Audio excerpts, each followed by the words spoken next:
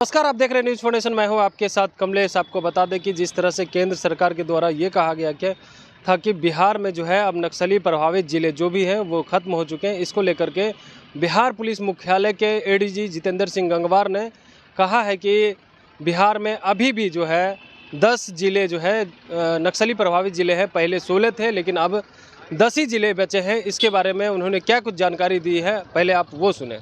मुझे जो जानकारी है उसमें नवादा मामले में पुलिस महानिरीक्षक गया पूरे प्रकरण की जांच कर रहे हैं। उनके द्वारा जांच रिपोर्ट आएगी, कार्रवाई होगी।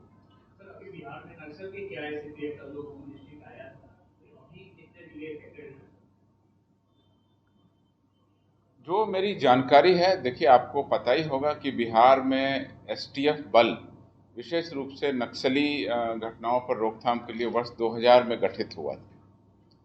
2000 में गठित होने के बाद लगातार उनके द्वारा ऑपरेशन किया जाने लगा।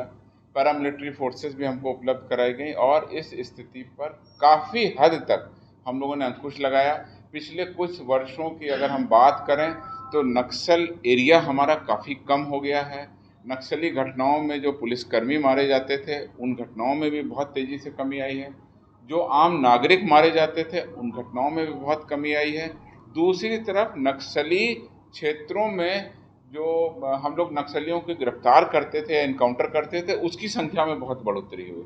कुल मिला के मैं कहूँ कि कुछ क्षेत्र ऐसे थे जहाँ पर ये माना जाता था कि नक्सलियों का गढ़ बना हुआ है, जिसमें गया का इलाका, जमुई के इलाके, कुछ ऐसे इलाके थे।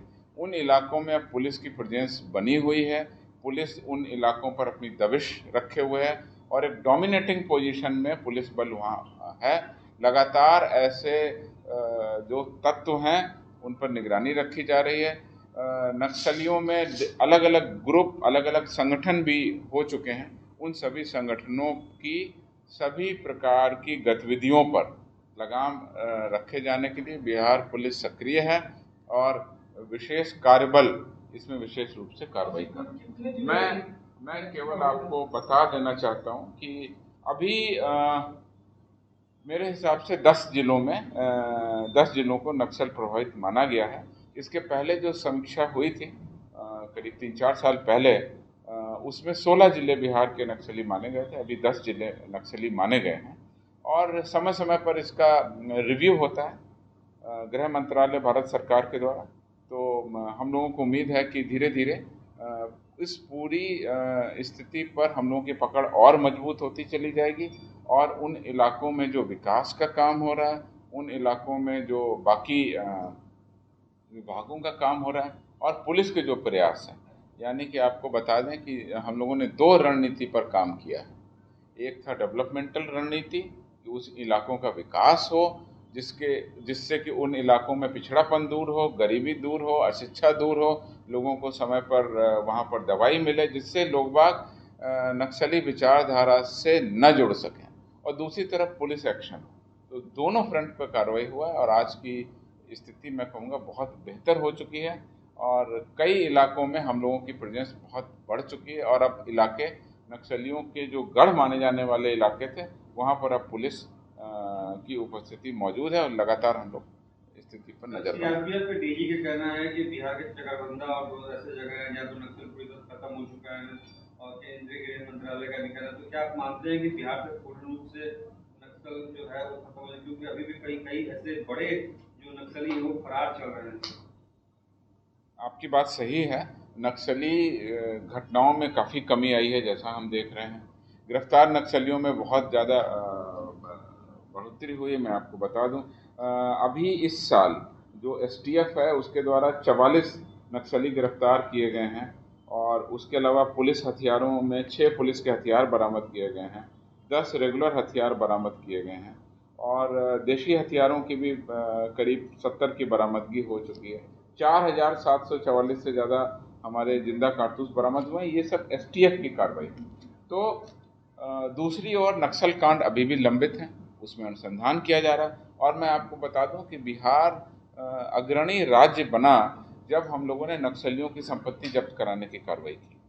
तो यहाँ से हमारे जो प्रस्ताव गए उसमें जो फरार नक्सली थे उनकी संपत्ति जब्त कराने की जो हम लोगों ने कार्रवाई की है वो पूरे देश में अग्रणी स्थान है हम लोगों का। सबसे ज़्यादा प्रस्ताव गए, सबसे ज़्यादा संपत्तियों को हमने आइडेंटिफाई किया और यूएपीए के अंतर्गत जो हमारा एक्ट है, अनलॉफुल एक्टिविटीज़ प्रिवेंशन एक्ट, उसके तहत हम लोगों ने इसकी संपत्ति को जब्त कराया। ईडी को भी हम लोगों ने प्रस्ताव भेजा और इन्फोर्समेंट डायरेक्टरेट के द्वारा भी कार्रवाई की गई। तो कुल मिलाकर के बिहार पुलिस ने बहुत अच्छा काम किया है। कांड जो अभी लंबित है उसमें कुछ अभियुक्तों की गिरफ्तारी बाकी है। जो गढ़ माने जाने वाले इलाके थे वहाँ हमारे नए पुलिस कैंप खुल गए हैं। नए पुलिस कैंप होने की वजह से हमारी पुलिस की वहाँ पर प्रभाव बढ़ा है और कुल मिला के हम कहें तो इस फ्रंट पर हम लोग काफ़ी अच्छी स्थिति में हैं, लेकिन लगातार निगरानी रखने की ज़रूरत है, क्योंकि ऐसे संगठनों से ग्रामीण क्षेत्रों में किस तरह के लोग जुड़ रहे हैं उस पर भी हमको इंटेलिजेंस रखने की ज़रूरत है।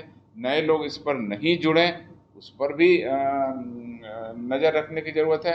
और नक्सली संगठन से जो विमुख हो जाते हैं लोग, फिर वो स्थानीय इलाकों में अपराध करते हैं, तो ऐसे लोगों पर भी हम लोग नज़र रख रहे हैं। कुल मिलाकर के इसके लिए हमारा जो राज्य पुलिस बल है वो सक्रिय है, एक्टिव है, लगातार कार्रवाई कर। कितने लोगों की संपत्ति जब्त किया है अभी तक आप लोगों ने? वो डेटा मैं आपको अगली ब्रीफिंग में पूरा नक्सल और एसटीएफ का अलग से उपलब्ध करा दूंगा। तो आपने साफ तौर पे सुना, उनका कहना है कि अब जो है बिहार में 10 ज़िले अभी भी नक्सली प्रभावित क्षेत्र बचे हुए हैं। लगातार जो है बिहार पुलिस एसटीएफ की टीम काम कर रही है, जिसके वजह से जो है पहले 16 ज़िले में जो है नक्सली प्रभावित ज़िले थे, अब 10 ज़िले में बचे हैं। हमारे बिहार पुलिस के द्वारा जो है ये लगातार काम चल रहा है। और आपको बता दें कि जिस तरह से वो नक्सली प्रभावित ज़िले थे उसमें भी अब कमी आने लगी है। तो अभी तक के लिए इतना ही। लगातार खबरें बने रहने के लिए आप देखते रहें न्यूज़ इन्फॉर्मेशन। धन्यवाद।